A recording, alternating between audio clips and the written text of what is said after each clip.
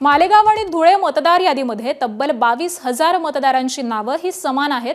भाजपचे नेते किरीट सोमय्या यांनी एक्स पोस्टद्वारे असा गंभीर आरोप केलेला आहे। वोट जिहाद असं म्हणत निवडणूक प्रक्रियेतील पारदर्शकतेवरती त्यांनी सवाल उपस्थित केलाय।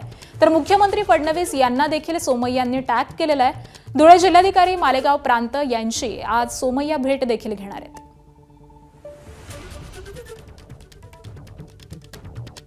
तर भाजपचे किरीट सोमय्या यांनी हा आरोप केलेला आहे। एक्स पोस्टद्वारे त्यांनी गंभीर असा आरोप केलेला आहे की मालेगाव आणि धुळे या दोन मतदार याद्यांमध्ये तब्बल 22,000 मतदारांची नावं ही समान असल्याचं दिसून येत आहे। वोट जिहाद असं म्हणत निवडणूक प्रक्रियेतील पारदर्शकतेवरतीच त्यांनी सवाल उपस्थित केलेला आहे।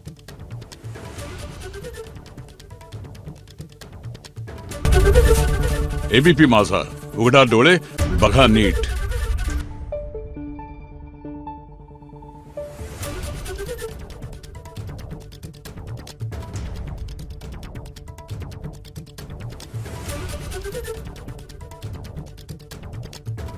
Thank you.